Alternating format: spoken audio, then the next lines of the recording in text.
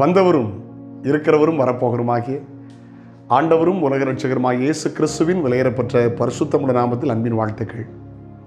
ஒரு குடும்ப வாழ்க்கையில் சமாதானத்தின் தேவன் நல்ல சமாதானத்தை தருவாராக. ஒரு கிராமத்தில் ஒரு குடும்பத்தில் நடந்த சம்பவம். அவங்க குடிசையில் வாழ்ந்தார்கள். பொதுவாக மழை இல்லாத நாட்களில் மரத்து மூட்டில் சமைப்பது வழக்கம். தன்னுடைய கணவரை அனுப்பி மீன் வாங்கிட்டு வர சொல்லி அனுப்புனாங்க. இவங்க மசாலாலாம் காய்கறிலாம் வெட்டி ரெடி பண்ணிக்கிட்டு இருந்தாங்க. ரொம்ப தாமதமாகிவிட்டது.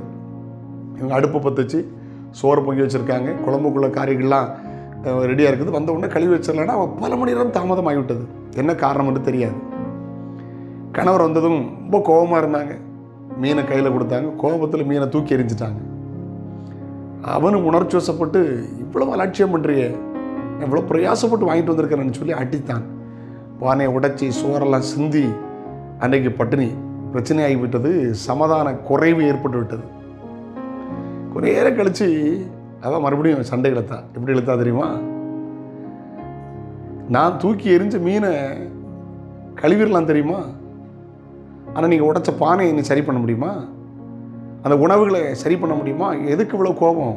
அவன் சொன்னால், நீ வந்த உடனே கோவப்பட்டு பேசியிருந்தா இதெல்லாம் பேசாமல் இருந்தால் நடந்திருக்குமா? உன் கோபம் தானே காரணம். ரெண்டு பேரும் கோபத்தினாலே பொருள் சேதம், பசி, சமாதான குறைவு, ஐக்கிய குறைவுலாம் ஏற்பட்டு விட்டது. இன்றைக்கி நம்மில் அநேக குடும்ப வாழ்க்கையிலும் அப்படித்தானே.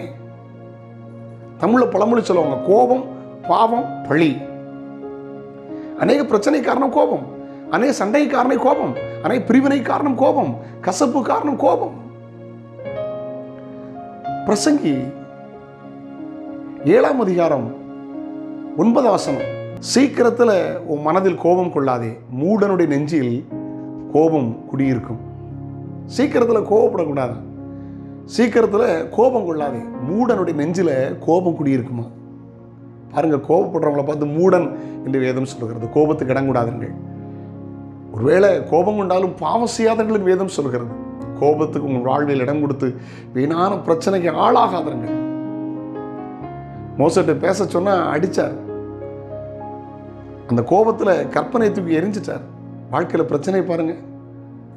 இப்படிப்பட்ட 1-2 சம்பவத்தினால் அந்த மோசே அந்த கானானை பார்த்தார். கானானுக்கு நுழைய முடியவில்லை. இஸ்ரவேல் தேசம் போயிருந்த போது அதுக்கு முந்தின தேசம் யோர்தான் தேசம், ஜோர்டான். அங்கே அந்த வெண்கல சர்ப்பத்தை நட்டிருக்கிறார்கள். அந்த குன்றின் மேலே நின்று பார்த்தால் வேதாகமத்தில் சொல்லப்பட்ட அந்த சரியான இடத்துல நின்று பார்த்தால் இஸ்ரவேல் தேசம் தூரத்தில் தெரிகிறது. இன்றைக்கும் அதில் ஒரு ரோமன் கேத்தலிக் சபை இருக்கிறது. அந்த டூரிஸ்ட் பிளேஸ் இங்கேருந்து இஸ்ரவேல் பார்க்க போனால் முதல்ல அதான் பார்ப்பாங்க.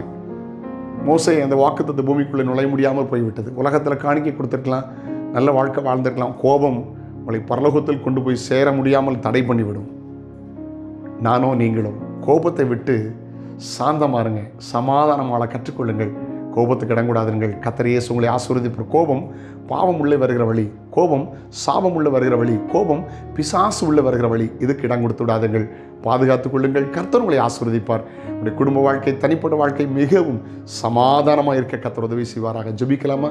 வானத்திற்கும் பூமிக்கும் சர்வதிகாரம் உள்ள எங்கள் மகா பரிசுத்தமுள்ள பிதாவே, பரிசுத்த பிள்ளையாக இயேசு கிறிஸ்துவின் நாமத்தில் ஜெபிக்கிறோம். நீ தந்த ஆண்டவரே நாளுக்காக ஸ்தோத்திரம். இந்த நாள் நம்முடைய பிள்ளைகளுக்கு ஆசீர்வாதமாக இருக்கட்டும். ஆண்டவரே, உன் மனதில் சீக்கிரத்தில் கோபம் கொள்ளாதே, மூடனுடைய நெஞ்சிலே ஆண்டவரே ஸ்தோத்திரம். கோபம் குடிகொள்ளும் என்று வேதத்தில் வாசிக்கிறோம். குடியிருக்கும் என்று எழுதியிருக்கிறதப்பா. ஆண்டவர் மூடரா மாறிவிடக்கூடாதப்பா. ஞானியாயிருக்க கிருபைதார். கோபத்துக்கு இடங்கூடாமல் வாழ கிருபைதார். வாலிபர்கள், வயோதிபர்கள், சிறியவர்கள், பெரியவர்கள் எல்லாருக்கும் கோபங்கள் மாறட்டும். கோபமான வார்த்தைகள் மாறட்டும். கோப சுவாபங்கள் மாறட்டும். இதனால தானே பிரச்சனை, இதனால தானே பிரிவினைகள், இதனால தானே கசப்பு, சண்டை இதெல்லாம் நடக்குதப்பா.